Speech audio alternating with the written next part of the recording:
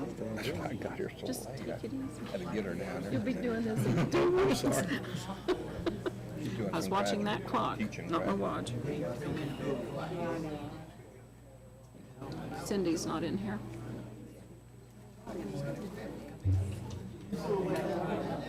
Where'd Cindy go?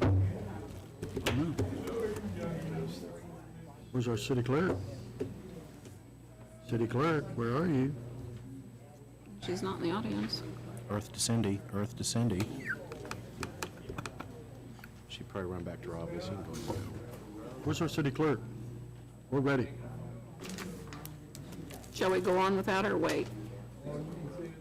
See, I told you. There she comes. That's probably on TV, you're gonna hit me with. Child abuse. Something's vibrating. is Alec already sending us messages?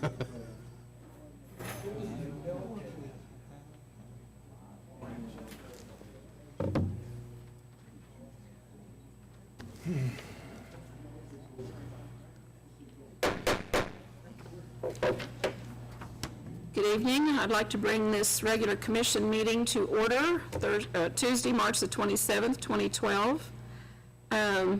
Margie Miller of Crossroads Community of Christ Church is going to have our invocation tonight. Before we start, please turn off your cell phones, and if you're on call, move them to vibrate.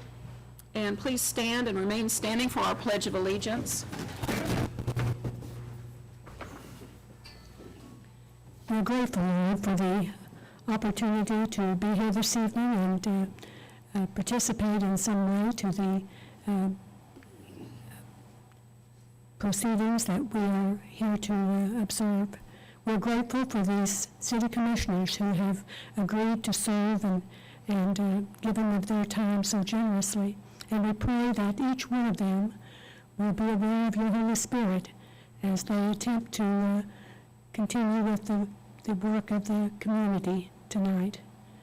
And we ask that they feel that blessing in Jesus' name. Amen. Amen. I pledge allegiance to the flag of the United States of America and to the republic for which it stands, one nation, under God, indivisible, with liberty and justice for all.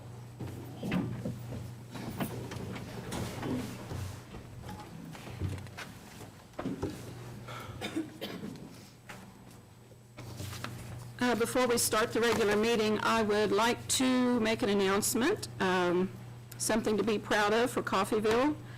The Municipal Electric Systems of Oklahoma, MESO, announces that the City of Coffeyville Electric Department was named as the only municipal utility among cities with more than 10,000 population to achieve a perfect safety record for calendar year 2011.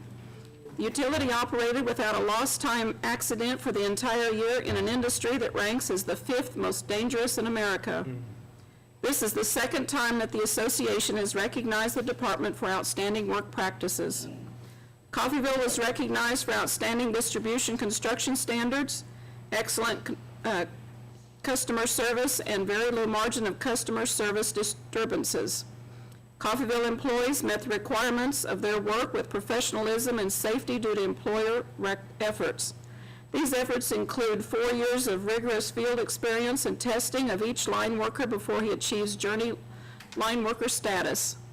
In addition, employees do safety reviews before each job and attend monthly training and safety sessions in addition to other training provided by the utility. Coffeyville also scored well in reliability. Congratulations, or I think applause. Starting off with a really good note there. Moving on. Oh, my machine just died. Consent agenda items, regular city commission meeting minutes from Tuesday, March 13th, 2012. 2012 appropriation ordinance number AO-12-05 in the amount of $4,074,987.53. Questions? Stephanie Richardson will be glad to answer them. Anything? Stephanie, I had to ask the question. What are mood pencils? Those are pencils that when you hold on to them, they change color. I guess Okay. because of your body I temperature, figured, they'll but change the color. I've never seen a mood pencil.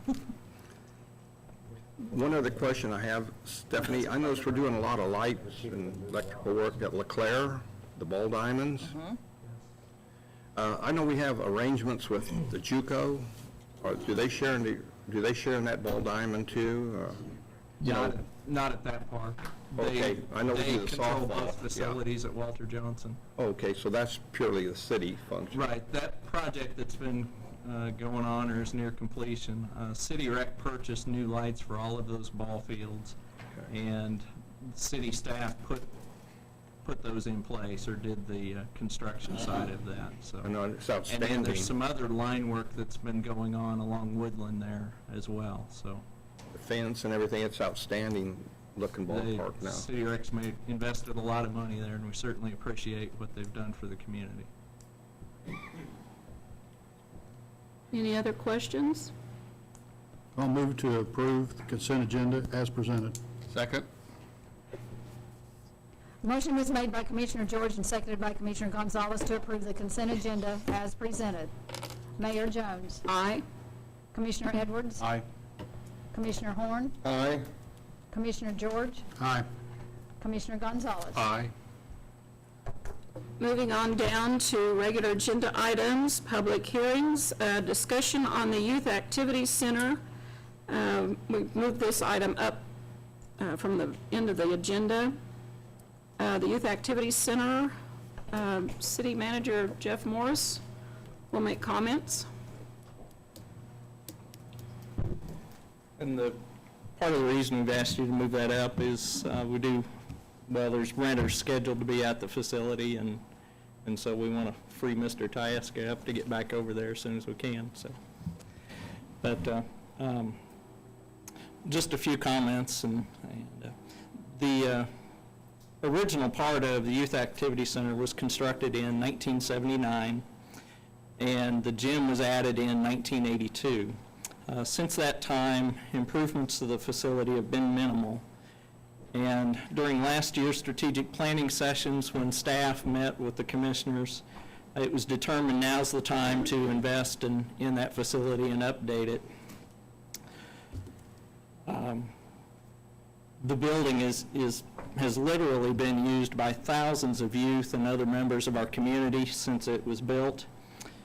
And so when we met in the strategic planning session, some of the improvements we're looking at doing include new flooring throughout the facility, including a new gym floor, updated ADA compliant bathrooms, electrical and HVAC updates, and then just an overall interior refurbishing of the structure.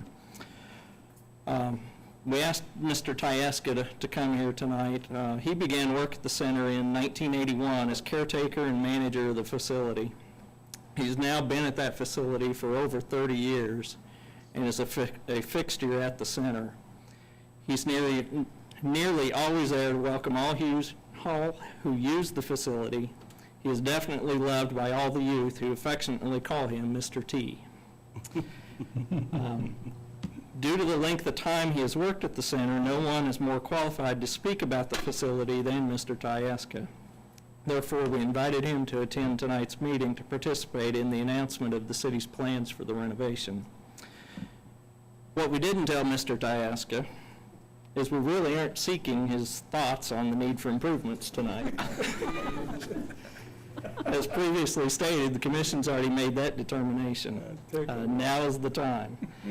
We listed some of the improvements planned for the interior of the structure, and another improvement not previously mentioned will be new signage for the building. So at this time, it is my honor tonight to announce the city's decision to name the Youth Activity Center after Mr. Tyeska.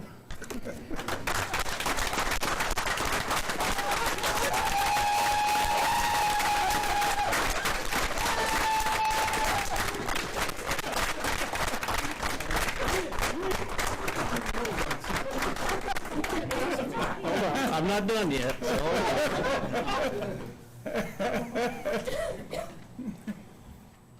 We have an artist's rendering of how this could look but we want your input for the exact wording on the building.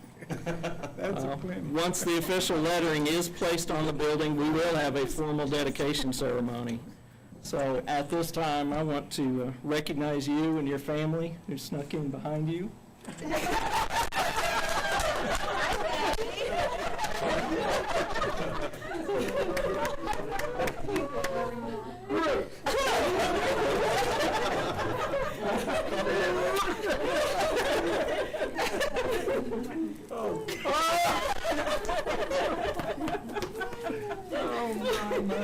Don't forget to meet.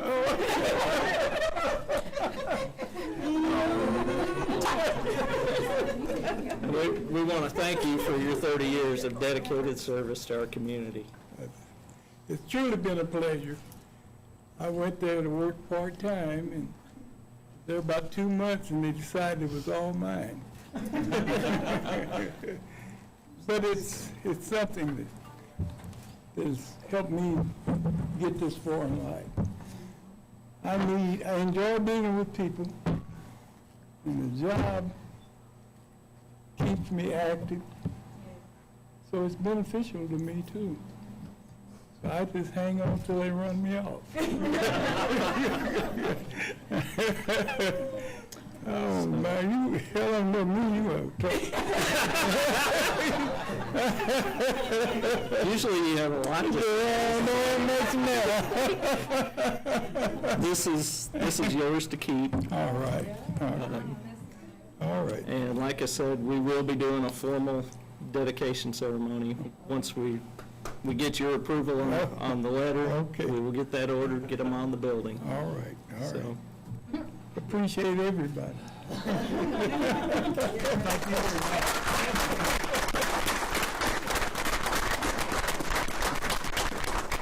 Thanks again. Trying to surprise you.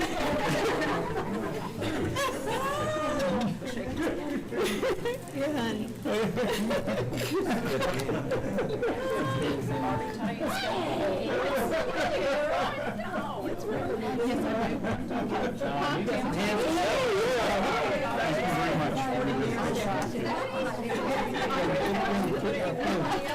You didn't know that was going to happen.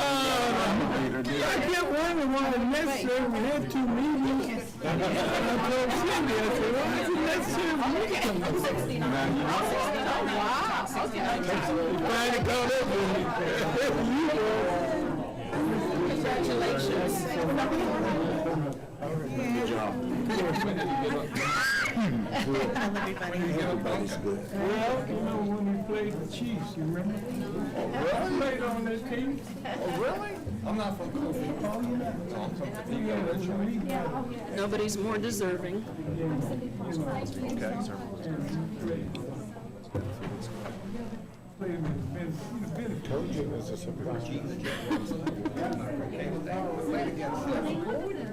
But they got embarrassed by him too.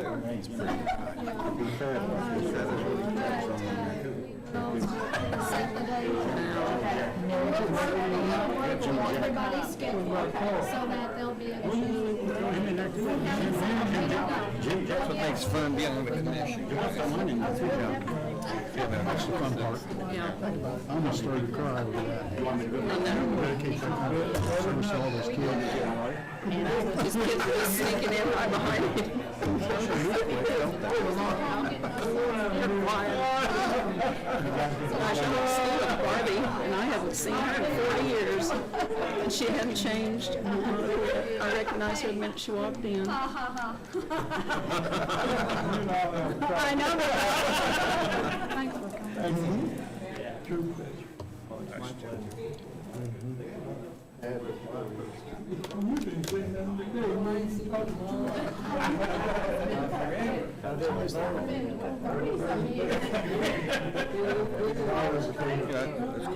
have something named after you that didn't go on. And Jack.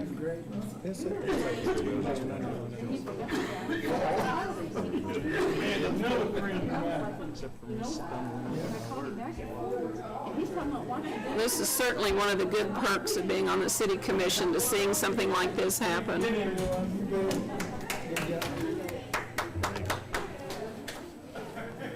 Okay, well, that's going to be a hard one to follow. Moving on now to comments from the public. Yes. I'm Margie Miller, 1403 Catalina here in Coffeyville. Peach organization met last Wednesday night. That's People for Institutional and Community Harmony. And it's a mixture of several different races of people. We meet once a month on Wednesday evening. And one of the questions that came up was the need for lighting out at Harmon Park. The kids that still live in that area would like to use that park area for basketball, but there's no lighting out there, and it's just terribly dark. And we were wondering if there was any chance of the city getting some lights put out there for those kids to be able to play basketball. That's all I wanted. Okay. Thank you, Margie. We can do that? Okay. Thank you. Okay, thank you. Anyone else? Carla? I'm Carla Lelisher, 2042 County Road 4300, and I'm here on behalf of Coffeyville, Downtown Coffeyville, Inc., to kind of give you a progress report. We are in the process of doing a retail promotion right now where we've got 22 businesses participating, and that's to encourage local shopping and strengthen the downtown economy.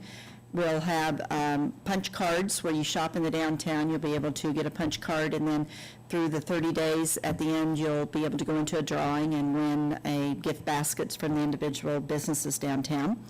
We're hoping that will encourage people to shop downtown.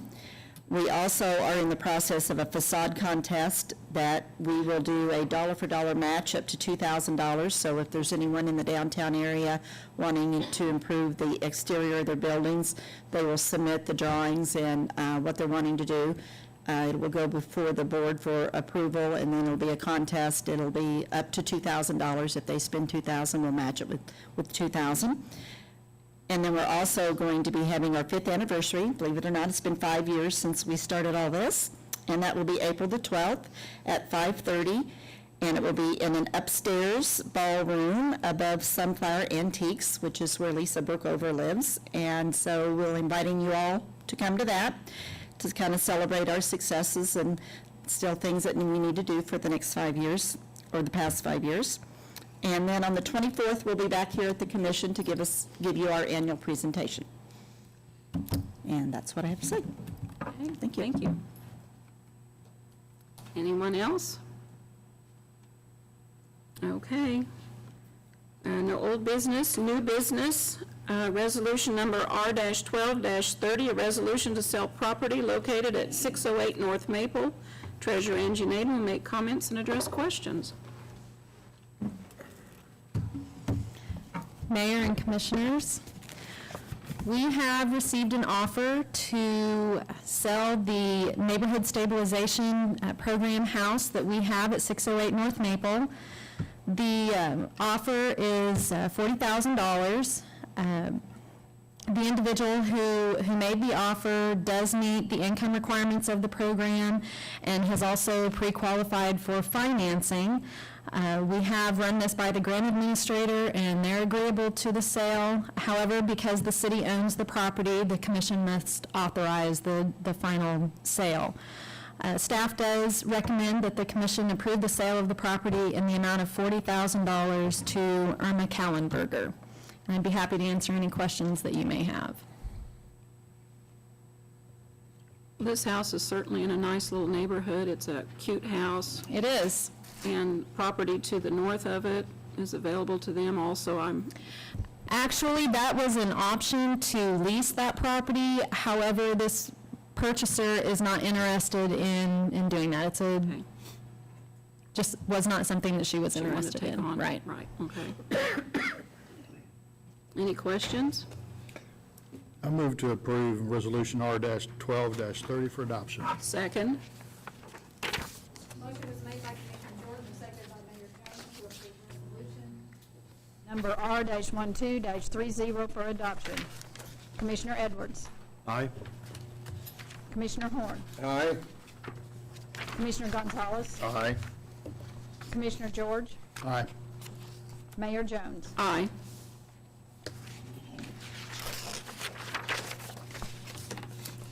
Resolution number R-12-31, a resolution to approve rehabilitation costs for property located at 1202 West 6th. Housing Director Robert York will make comments and address questions. Good evening, Mayor and Commissioners. So we come to you tonight with the budget request for the property at 1202 West 6th. We placed this property out for bid, and the bid closing was on 3/6.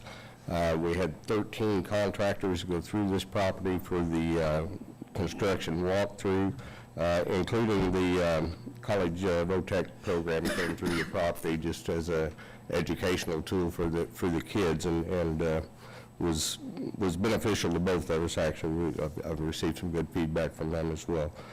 We had 7 of these contractors actually turn bids in, and I listed the contractors that placed bids in your packets.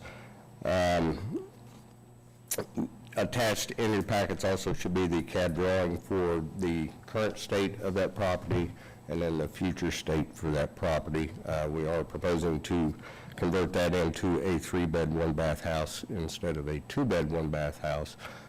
In discussing this property with the Housing Authority Board, they felt like that was a much better solution for that house, and because of the placement of the bathroom currently, we wanted to move that to a different location where you don't have to go through a bedroom to get to it. So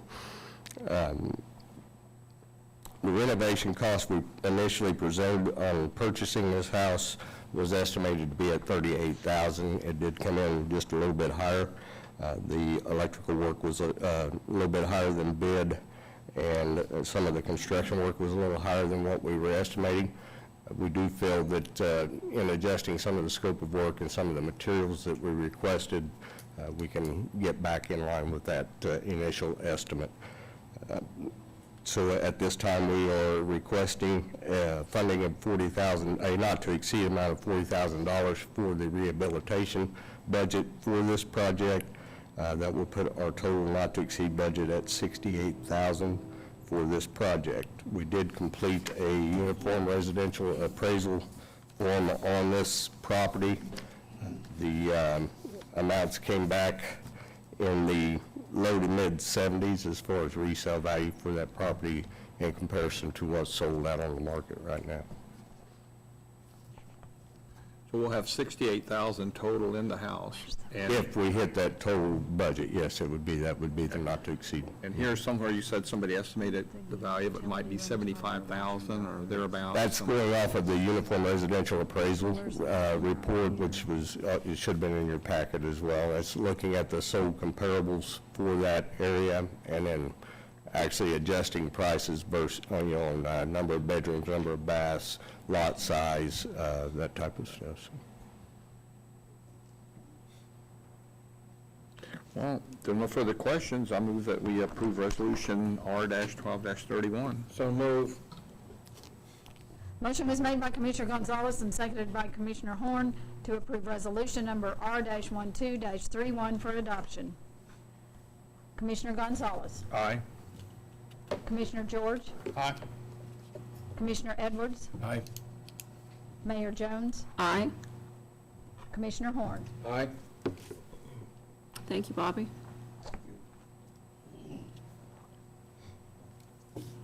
Next item, resolution number R-12-32, a resolution to approve health insurance coverage. Finance Director Stephanie Richardson will make comments and address questions. Mayor and Commissioners, staff recently received our renewal quote on our health and life insurance for the city employees. This policy covers all of the city employees as well as the library employees, but the library employees pays 100% of their premium. They join our group to get lower costs.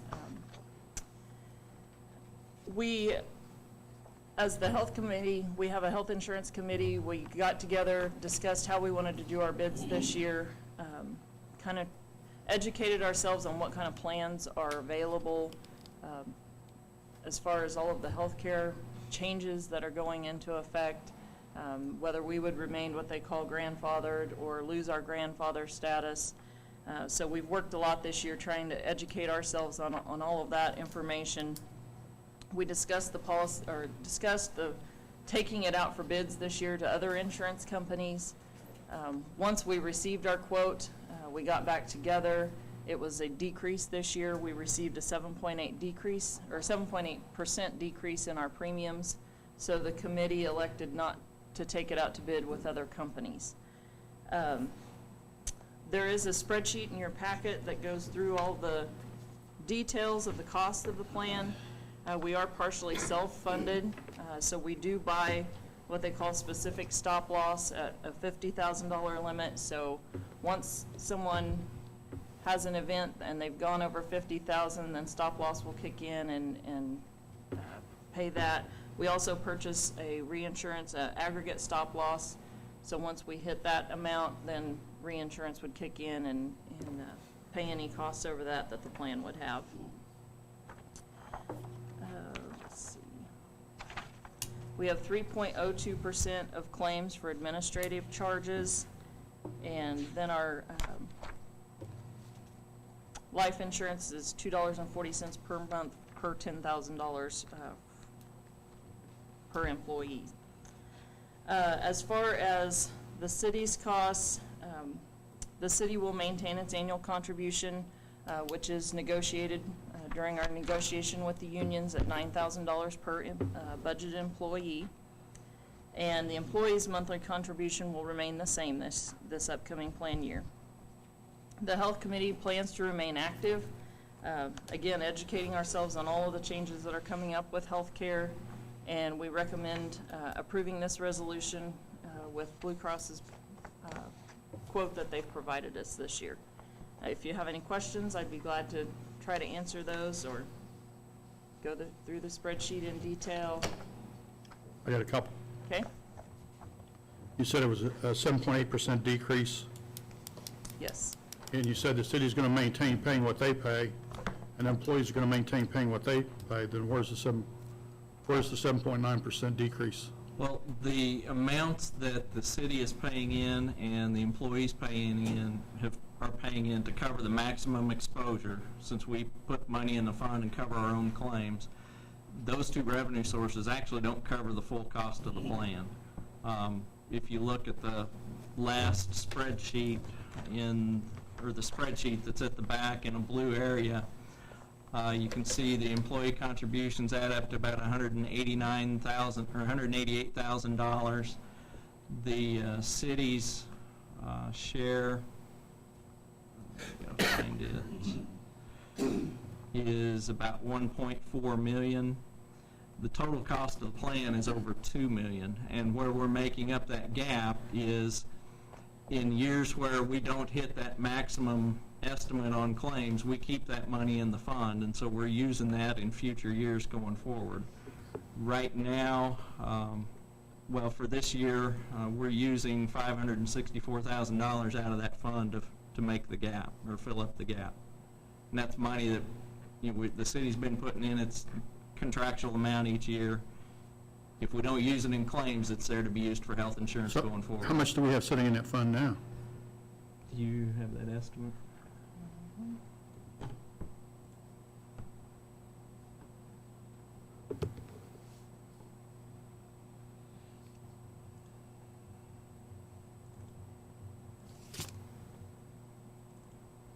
I like asking. And this is an hard questions. estimated amount because we forecasted our runout claims for this current year to calculate what we're comfortable with as far as a carryover to use towards next year's plan.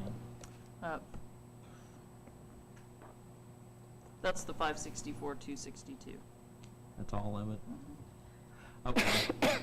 And that shows that we've actually got an extra $82,000 if you look at the very bottom.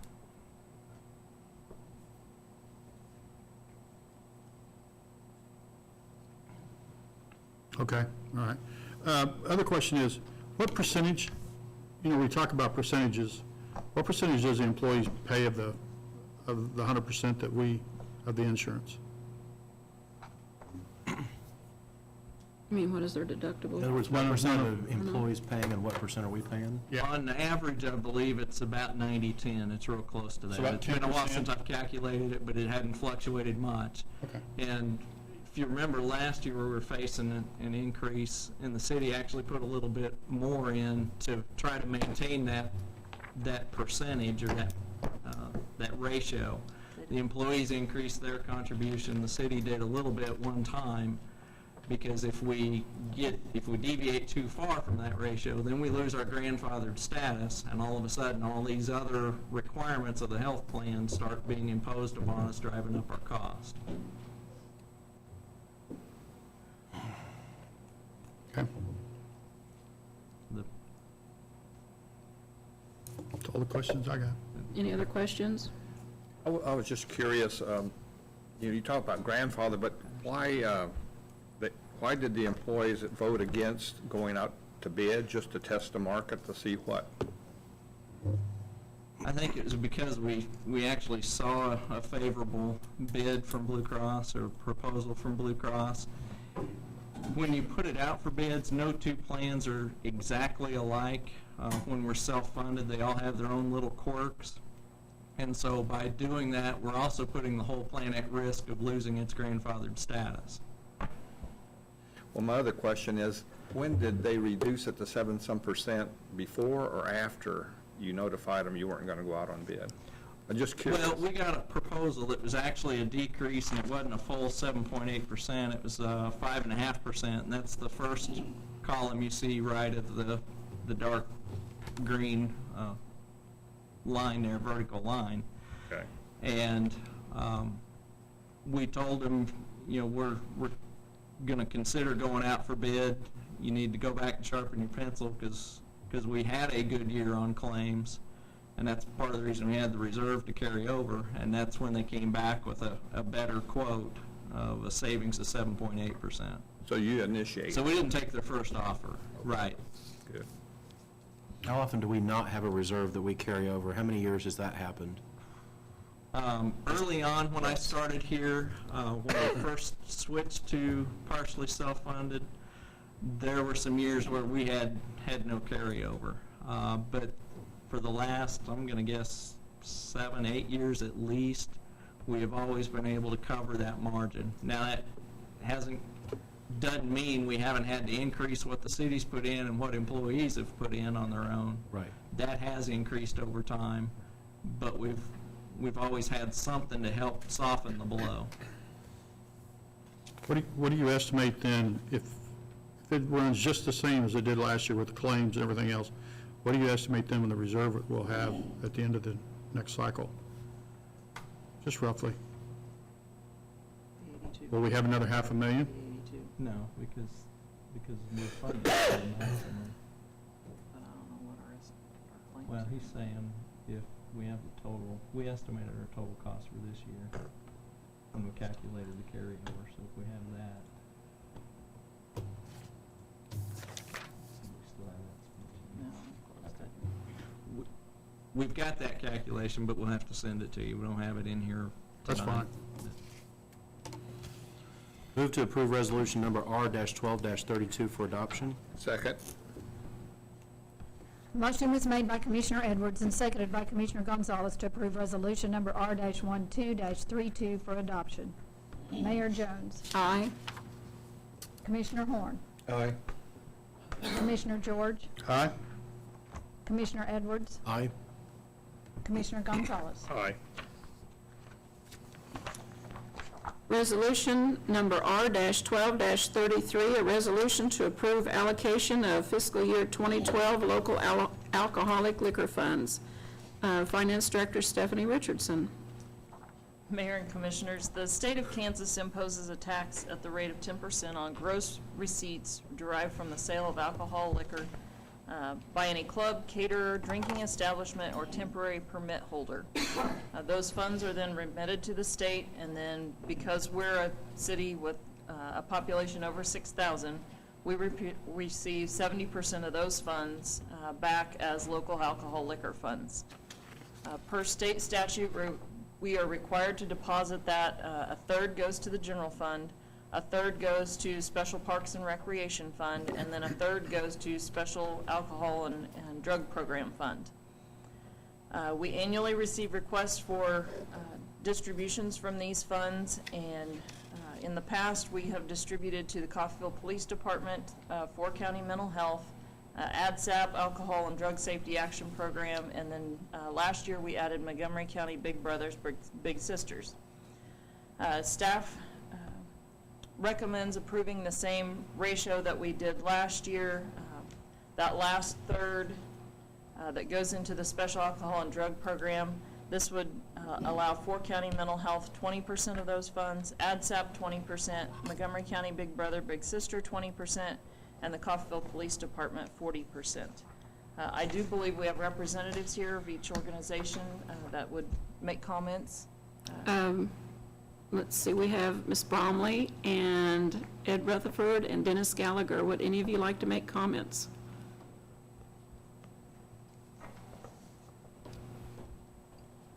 Mrs. Bromley. Terry Downing is the director of Big Brothers from Montgomery County now, and he put together a budget. I have copies if anybody wants to see it. Last year we had an individual donation of $10,000, and which more than likely we won't get this year. I think they sent $1,500 this year, but without that and without the grants we get, we would have been under $52 per match. So it's greatly appreciated. Keeps our company going in Coffeyville and Neodesha. And so we'd just like to say thank you. And also Big Brothers Big Sisters was named #1 nonprofit by the Philanthropedia for 2011 too. And I have the brochure where we were recognized if anybody wants to see that. Good. So, Ma'am, how many individuals are you servicing here in Coffeyville? in Coffeyville, I have 26 matches. Right now, we have 4 new community-based adults that we are processing at this time. So altogether, if you count the bigs and the littles, we're serving close to over 60 people in just Coffeyville.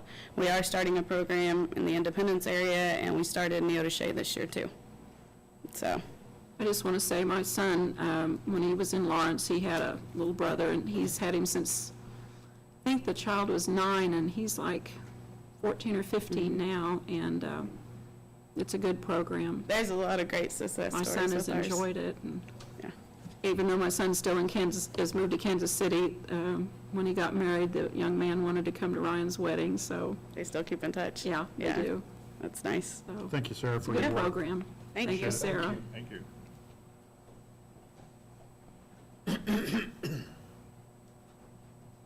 Mayor, Commissioners, I'm Officer Ed Rutherford with the Coffeyville, Kansas Police Department, and proud to be so. I've been an officer for 17 years, and most of that time I've spent in the schools, especially with the School Resource Officer and DARE program. That DARE program has gotten huge, and we're all over the newspapers, we're on the radio. We really want to make a big commitment to these kids and keep them off of drugs and educate them on the alcohol and the DUIs and the dangers they're in. The #1 killer in the state of Kansas from 14 to 24 years old is alcohol-related traffic accidents. And that doesn't mean they're necessarily drinking, but probably killed by a drunk driver. So we are hard after it. This is my last year for DARE. Brian Twitchell will be taking over, one of the younger guys, but I'm going to help him and guide him along and get him going. The money, we use it for DARE books, materials, T-shirts, prizes. Our SA winners this year won bicycles, and that was pretty awesome. I had moms and dads up there filming it, and they're all bawling. I mean, everybody was just crying. It was great. When somebody else is crying other than me and my kids, so it was great. But we do events, we do OK Kids, we do the career days at Field Kinley and Roosevelt, and we incorporate some of the teachers. All of my DARE teachers, I have 6 DARE teachers at CE and a DARE teacher at Holy Name, but we don't go to Holy Name necessarily every year because the classes are so small. We do it every other year and do 4th and 5th together. So it works out pretty well. So, but I do have some pins over here I'd like to give you guys if you wouldn't mind. It's a token just to kind of show you the kind of stuff we deal with. Are they mood pins? No, I didn't bring the mood pins.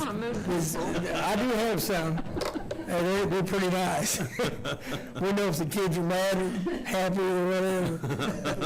So, but we appreciate any help you guys can give us on this. Really appreciate it. We thank you for your work, Ed. You bet. They're really The good kids think a lot job. of Yeah, you. they do. Yeah, I enjoy They it. do. I even remember when Ryan, Oh, yeah. that's been, That's been 20 we years. won't even go there. Thank you, Ed. Dennis, I know you're having some problems. Would you rather not speak tonight? If you don't, I understand. Dennis is here, he's just got cold and congestion, so. Thank you. That's neat. Yeah, they're not moody, but they're kind of 4th of July. Oh, okay, great. Thank you. I'll run through the numbers real We'll be quick. city people when In we get there. 2011, Thank you, Ed. we had budgeted $61,620. We actually received $57,452.61. In 2012, we have budgeted $59,952. So the breakdown on that, 4 county, ADSAP, and Montgomery County Big Brother, Big Sister would be $3,997 would be their 20%, and then Coffeyville Police Department, $7,993 is the 40%.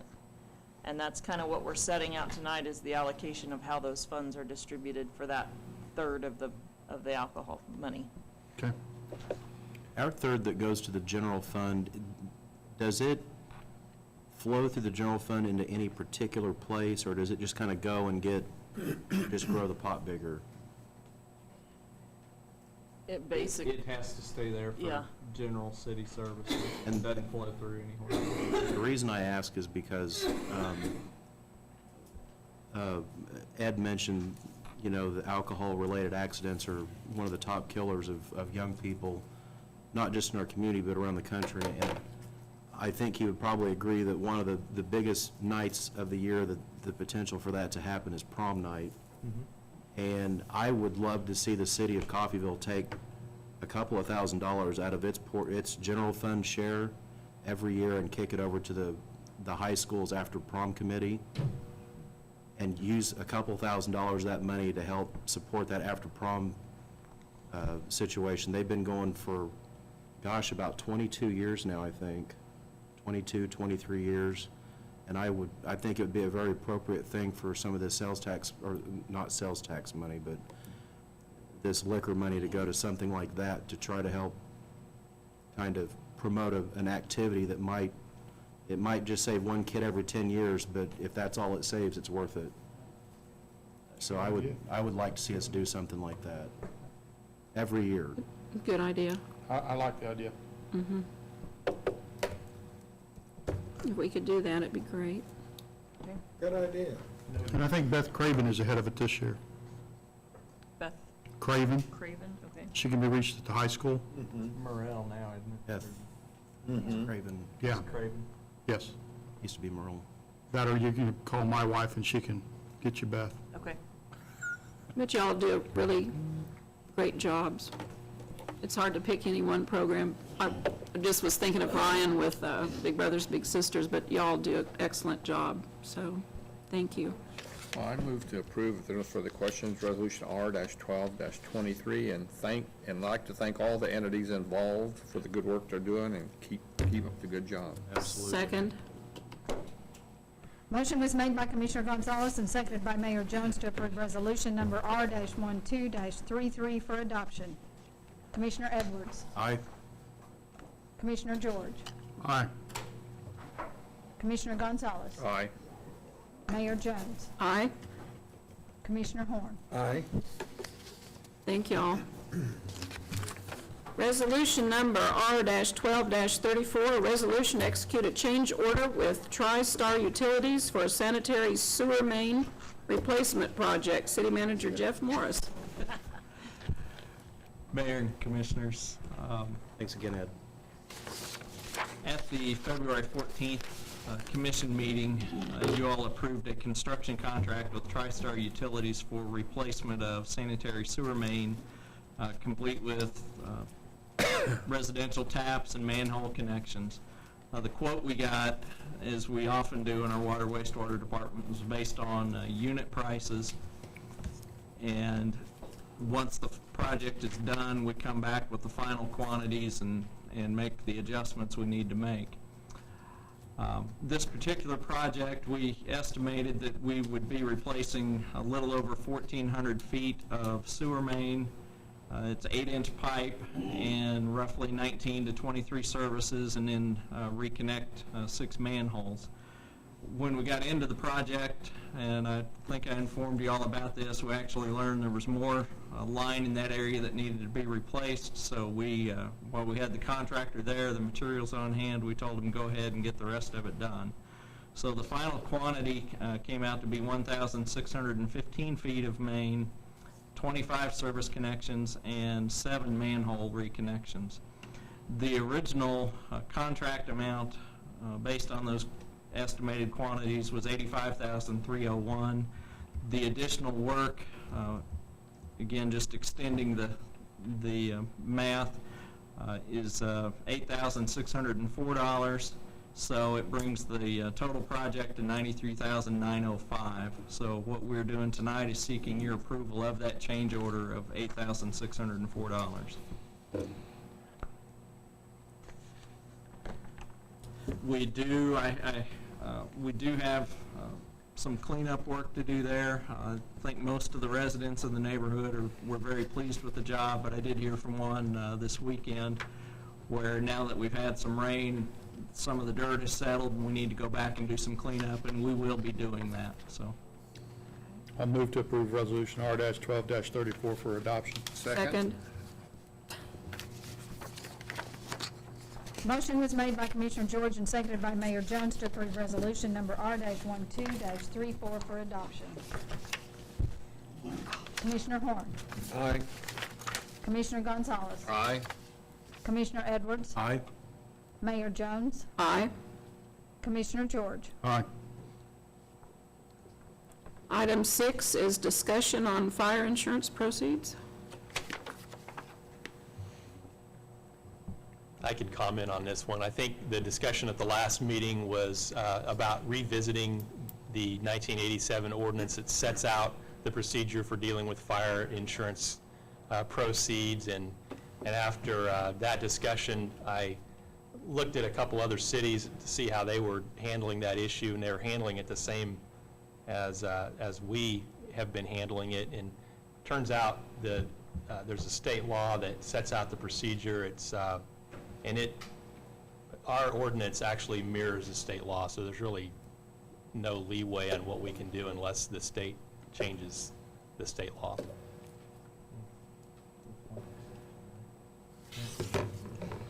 Yeah. Yes, that's correct. Jeff mentioned that our ordinance provides that we, I think the amount, the lesser of 10% or $5,000 of the insurance proceeds that's what's set out in our ordinance. The statute actually allows you to go up to 15%, and it does not have a dollar cap. So. Which really doesn't do us any good. not in the particular issue we discussed last time. Is there anything we can do to change that? I mean, can we get around it? Can we add to it? Can we tweak it? Lobby your legislators to have the lobbyists take care of that. Well, the only time it's really a problem is with financial institutions, when they're insuring a mortgage that's not being covered by the individual. Because most insurance companies make you cover it for market value. Most institutions turn around and only cover it for mortgage value. Could we ask the lenders to make sure that they put an additional 10% on it?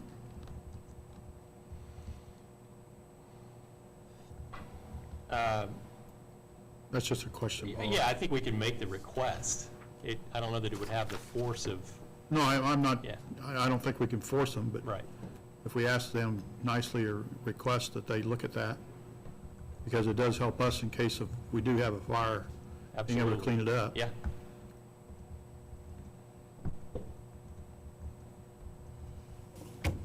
Okay. Thank you, Paul. Yep, Sorry for the bad news. you're an attorney. You always have bad news. But you're our attorney, so we like you. Yeah, thank you. Now we're at the end with comments from commissioners and staff. Staff, you can go first. I'll get several things to report on from our staff meeting this morning. These are in no particular order, but it was announced that staff is working on the next round of KDOT grant applications. There are two opportunities for us. One is the annual CLINK grant application. This current year was the first year we hadn't received one in some time, but we're not going to give up. We're going to submit another one. That project, or CLINK funds, are limited to highway maintenance, and what we planned, or what was discussed this morning, was to resubmit the section of highway between Walnut Street and 8th, to have that overlaid or sealed with the Nova chip. And then also there should be room in the budget to work from Walnut back to the west to replace some of the panels that are starting to fail in that area. The other opportunity is a geometric improvement project. Last year, I believe, or last time we submitted a project was around 11th and Willow. This year, staff has looked at some other areas and is going to recommend to the commission that we look at some realignment of 8th and Northeast, since that area is going to start carrying a lot more traffic, or has started carrying a lot more traffic. Thanks, Margie. Scott will be attending probably the next meeting to discuss this in detail with you. I'm not prepared to do that tonight. The applications are due April the 27th, so we have two other meetings to get official endorsement on these. But if you have any questions in the meantime, please send them to us, and we'll go ahead now and start trying to address any questions you have. A couple of meetings ago, you approved a contract to do an arc flash study that was required for our various facilities. The contractor has now completed their data gathering. They've been in all of our facilities and actually spent more time here than they originally thought they would. They are now back at their offices preparing the recommendations for us, so we'll hopefully have that report within the next few weeks. And then we'll have to act upon that report or determine the best actions for the city. One of the other things you approve we've been approving every year, is a preventative maintenance contract for the electric utility.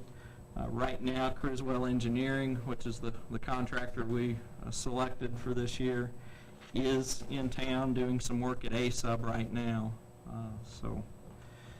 Then also related to the electric utility, it was announced this morning that the RADA tests have been scheduled, and boiler number 5 is going to operate on May the 8th. And that test will start at roughly 8 a.m. I believe that is the smaller unit, or the Elliott unit. Then the next week on May the 15th, boiler number 4 will be fired up and the turbine operated that day. And that is the larger unit, the GE. So as a result, or in preparation for that, Market prices are very attractive on gas right now, and so the managers there have gone out and purchased approximately half of the gas we're going to need to operate for those tests, and that hedges our risk a little bit, and then we'll buy the rest of it out off the market so that we don't have surplus or shortage there. It was also announced this morning that we've got some roof leaks at the power plant and the electric distribution building. The contractor is on site now, and we're getting some of that work done under warranty. So that's a good thing. We do have it in a future budget for replacement of those roofs. I don't recall exactly how many years out, but we are planning to replace those roofs. Bridge lighting. Learned a few more details this morning. The way that bridge is constructed, we can put a total of 4 lights on that, and because of that, we're limited to the, my understanding is we're kind of limited to the style of light we can put on there to get the proper light distribution on that bridge. Of course, anything's better than what we have now, but if we're going to do it, we want to do it the right way. So they are waiting on some proposals from a couple of different vendors, and once we find the right product for that application, then we still need to submit it to KDOT for their final blessing, and then we'll place the order and get the work scheduled. But they are continuing to work on that. Now, we're talking about lights from Walter Johnson Park over the bridge all the way to the entrance of the Walmart, right? Well, they do want to do, yeah, the other lights are easier to do because you can space them differently to get the light coverage you need. The bridge is the tough one because that's already predetermined where those posts have to go. And ideally we'd like it to be all complementary, more of a decorative style light that even if we can pull it off, ties in with what we'd like to do someday in the downtown area. Yep. So. Okay. What they're telling me is there's just not a lot of options for the decorative lights. They are continuing to focus on LEDs for that application. You mentioned prom coming up earlier, and one of the things the fire department has done, I believe just about every year, if not every year, prior to prom, is do an extrication demonstration in front of the high school, and they do plan to do that again this year prior to prom, just as another reminder of the risks of drinking and driving. Also, the fire department has started doing some business inspections, and some of the things they didn't announce any major issues with any of the inspections they've done so far. What they are seeing is where businesses are storing things in such a way that it's cutting down on aisle width or hallway width that makes it too narrow to some of the emergency exits. So from what I understand, the business owners where that is the case have been more than accommodating to address that issue. The Kansas Corporation Commission is in town right now, and the reason for that is an old gas well that actually sits behind Long John Silver's has started leaking, so the KCC is here to cap that again, get it under control and cap it. It's not costing the city anything, and so we're going to correct that risk to the community. They asked the fire department to stand by while they were doing some of that, so we have been providing some assistance there. Is that on city property? No, it's actually in the back corner. I drove by it this evening. It's in the northeast corner of Long John's parking lot is where the backhoe was, so I'm assuming that's where the gas well was, or is.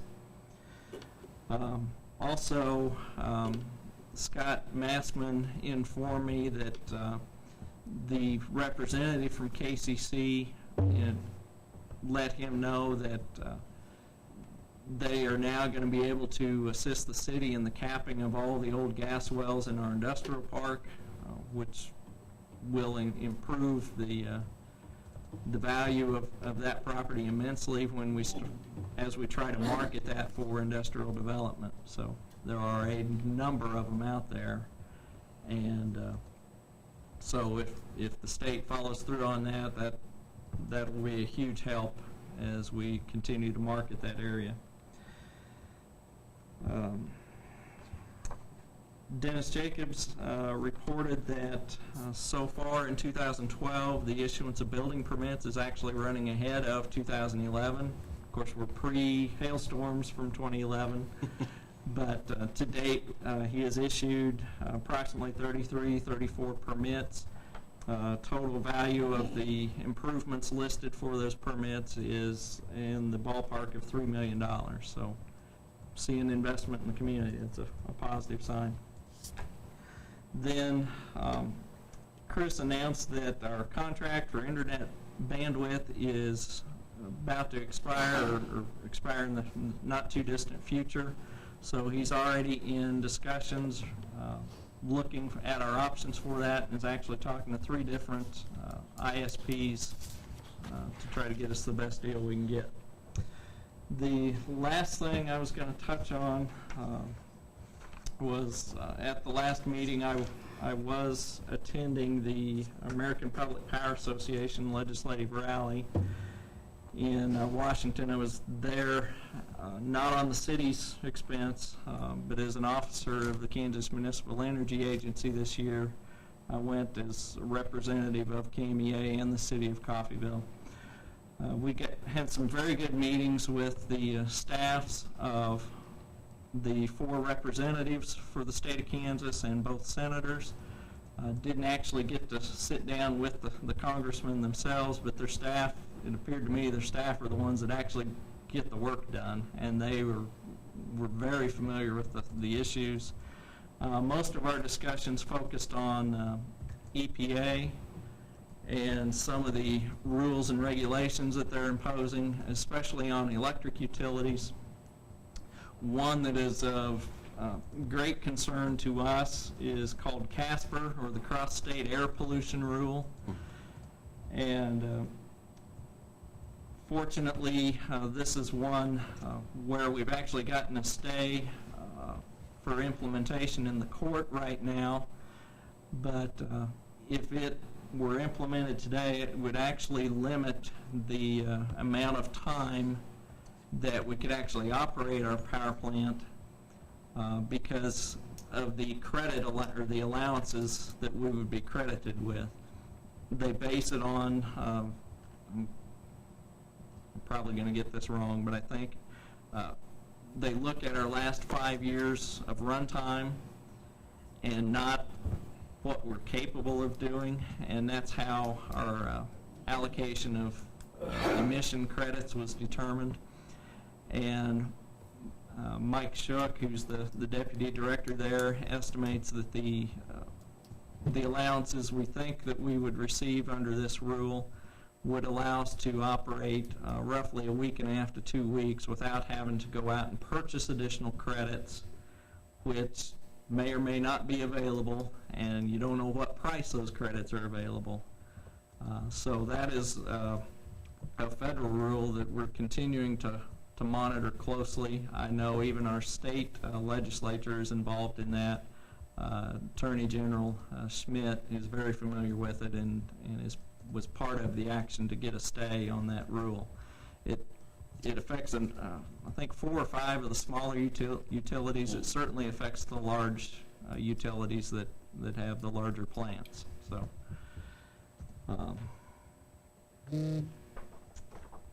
There are another one that was discussed was in not as much detail because it's been around now for over a year, but a Rice-Neshap rule, which impacts reciprocal internal combustion engines. Our 2 diesel generators fall under that classification. Fortunately, ours are new enough, they meet all those emission standards, so we're not impacted by those rules. But the vast majority of other municipal utilities across the state, their units are old enough, they are in that position.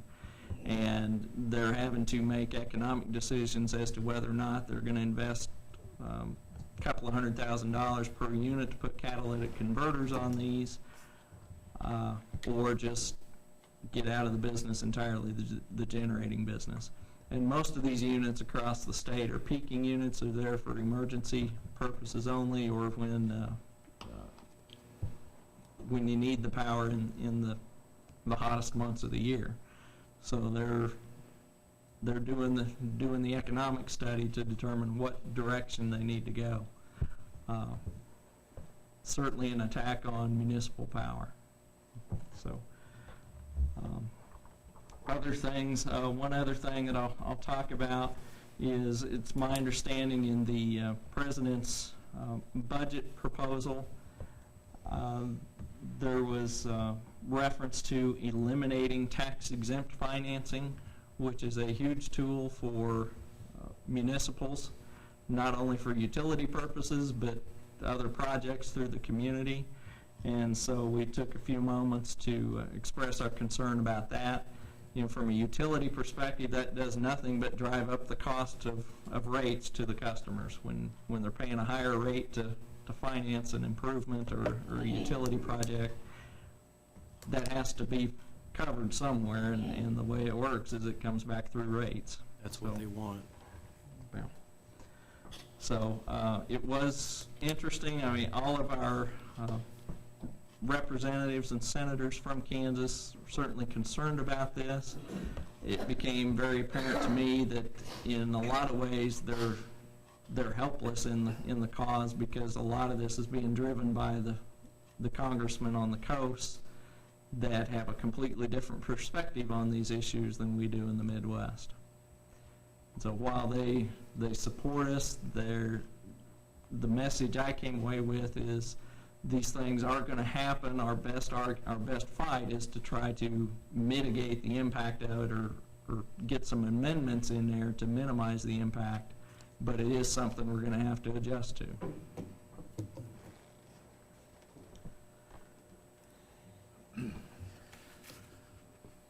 That's all of my list for now. Just broke our bubble. I didn't mean to, but Paul started it.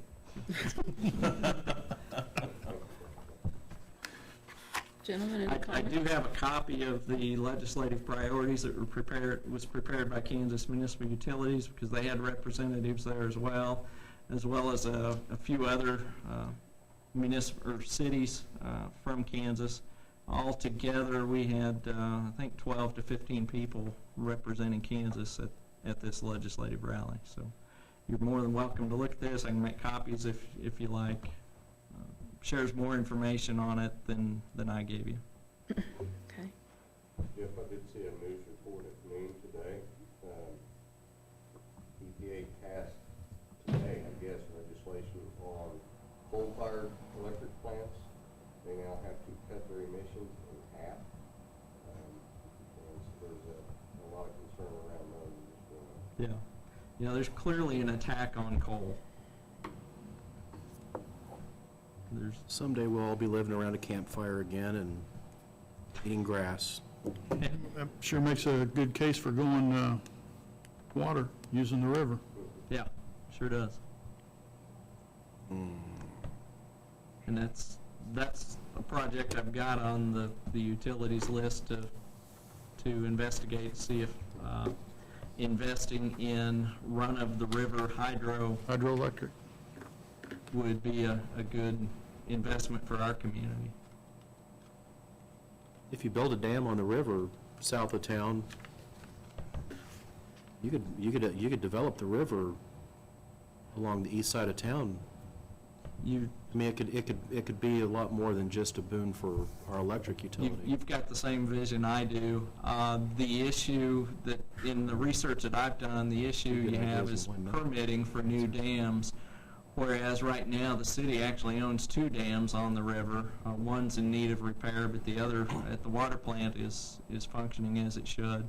And the permitting process to put hydro in at those places is much easier than it is to get the permits to actually construct something brand new. So, They're in the wrong place, though. we can get the power to town.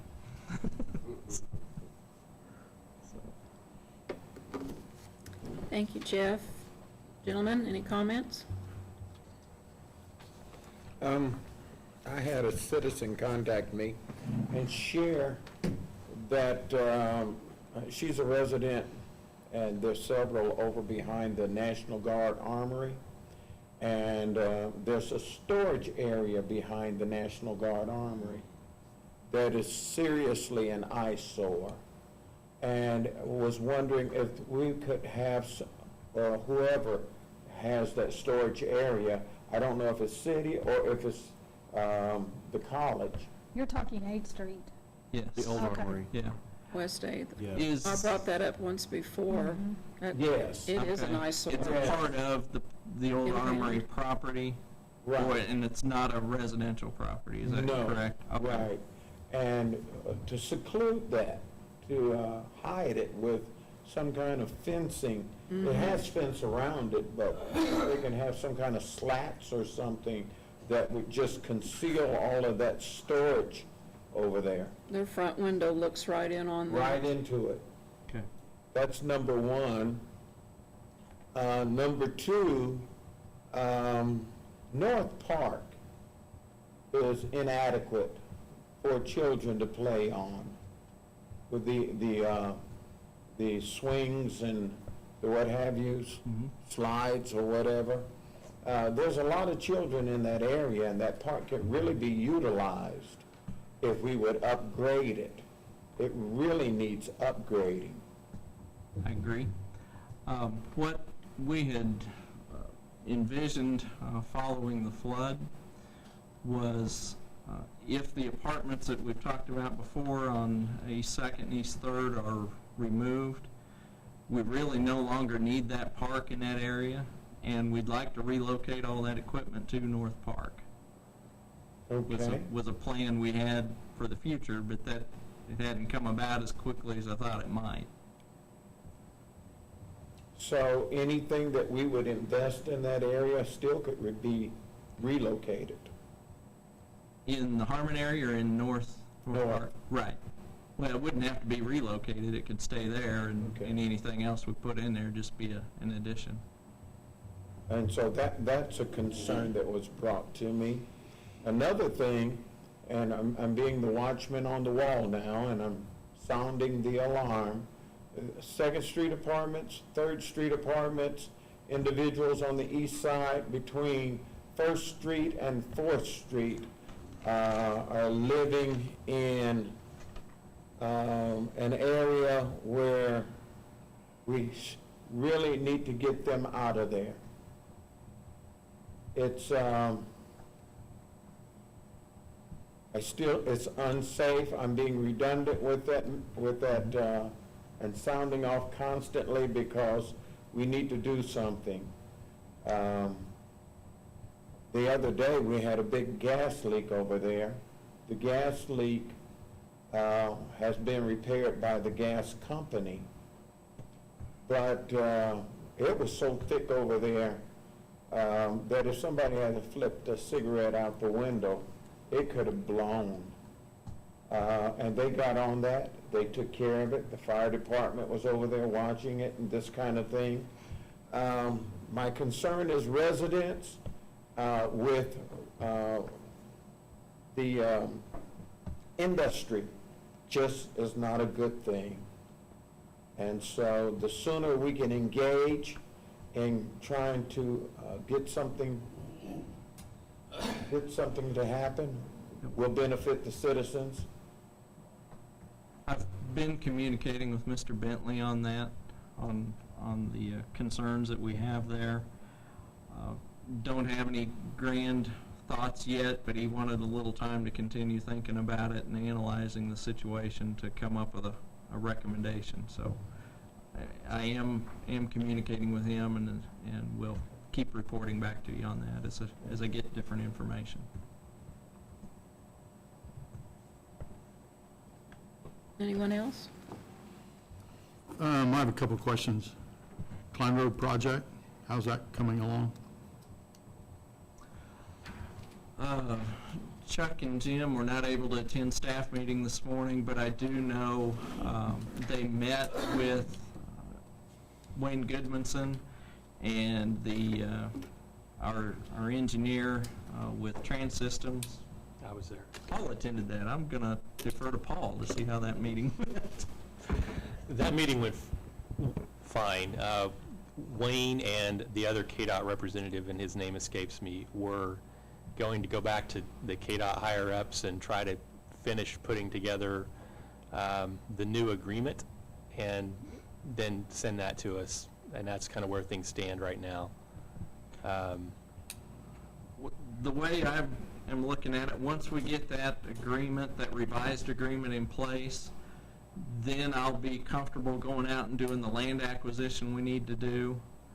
And if you recall, we don't want that torn up during the school year, so the project's delayed until the summer of 2013 anyway, but I am still But we got to do all the pushing engineering to and all make that. sure that we are ready to go come 2013. Right. The engineering work is pretty much done.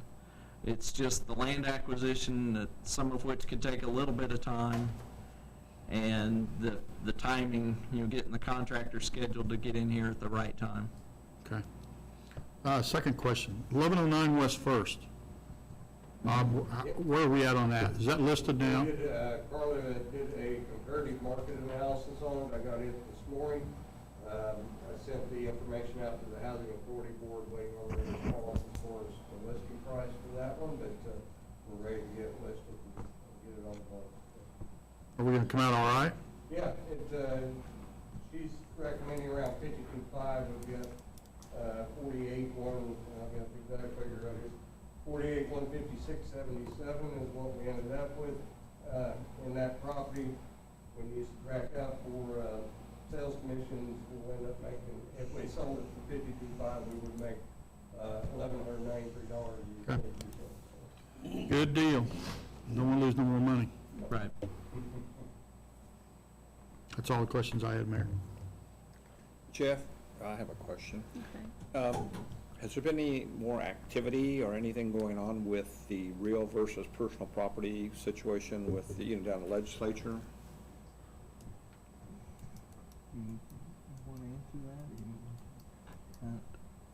Paul may jump in here, but the short answer is no. There was, within the last couple of weeks, discussion from the chairman of the House Committee that he was going to bring it up for discussion during one of their meetings. As it turned out, one of the other items on their agenda took longer than they anticipated, and they never got to discuss House Bill 2501, and it's never come up since. Okay, so it's just, Well, yeah, there's no activity, but that doesn't mean we're not watching to make sure this doesn't get slipped in on another bill. I know as the legislature tends to wind down, they tend to rush stuff through quickly, very quickly. Without reading, yeah. Keep What about the Senate side? Senate side's been very quiet. Different attitude in the leadership there, in that last impression I had from them based on meetings was, if anything, they felt it needed to go to an interim study. But even since that meeting, the letter from the Department of Revenue came out regarding the financial impact of the bill, or the potential financial impact of the bill. And from my perspective, that really took a lot of steam out of those two bills, because it was what we interpreted the bills to be. The Department of Revenue really confirmed that impact. So, Have they ever come back with the figures publicly? on some of the assets, yes, and we can send that letter from the Department of Revenue to each of you if we didn't. Apparently I didn't. No, yeah. So we can certainly send that to you.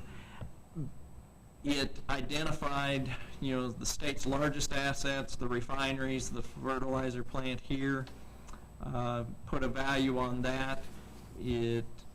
I think it gave an estimated value on ethanol plants, and I'm going from memory here, but I'll get the actual letter to you. I think it put an impact based on ethanol plants across the state, and then it had a pretty broad statement that, this is going to impact more than just those big assets. Some of the opinions are it could reclassify coolers at grocery stores and restaurants, and there's just too much of that out there to actually quantify. But they did make a statement that it would cause a depletion of the tax base, which then local governments are faced with two options: cut services or raise taxes. And if they raise taxes, that's a tax shift.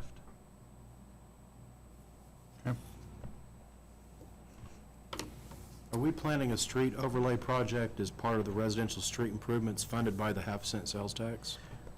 We will. I'd rather Chuck be here to answer that. Okay, well, If you recall, the way we're splitting up the dollars is 70% for preventative maintenance and 30% for capital projects. And what we're doing right now is accumulating some of that 30% for a larger project instead of a much smaller one. Hopefully we'll get more bang for our buck when we do a larger project. But yes, I just can't give you details right now, and certainly the commission would need to be a part of that discussion on exactly what project we should pursue. Are we anticipating at some point later this year doing an overlay project or some kind of street? Well, I'm not sure it's going to be an overlay, because the projects we need to do are actually reconstruction. We'll tear them out, redo the base where it needs to be redone, and go back with a whole new pavement. What the next round of preventative maintenance, we hope, will be is a micro seal program. We've come in and sealed the cracks, and now we want to put a new wear surface over the top. And from my understanding, the engineers recommend that crack seal actually sit for a year so it has time to cure before you come in and put another sealer over the top of it.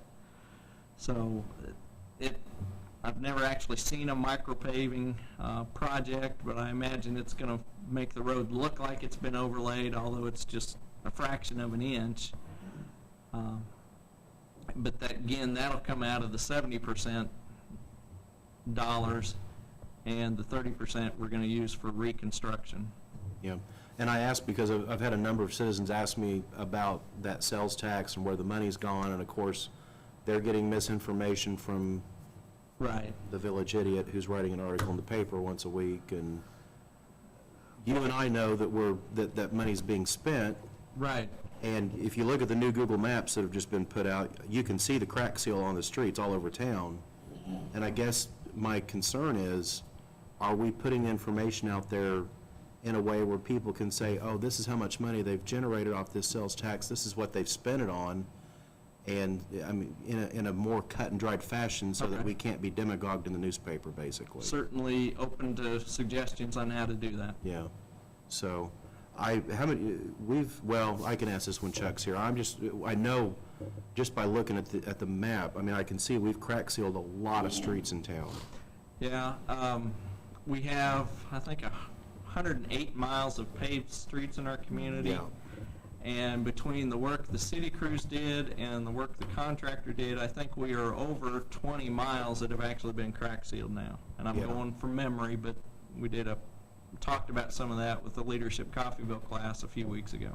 And I didn't even realize that we'd done that much, but I mean, You look at it on a map, that we actually have a map where they've highlighted the streets that the contractor did and the city did, and you can see that we've covered a pretty broad area. Yeah.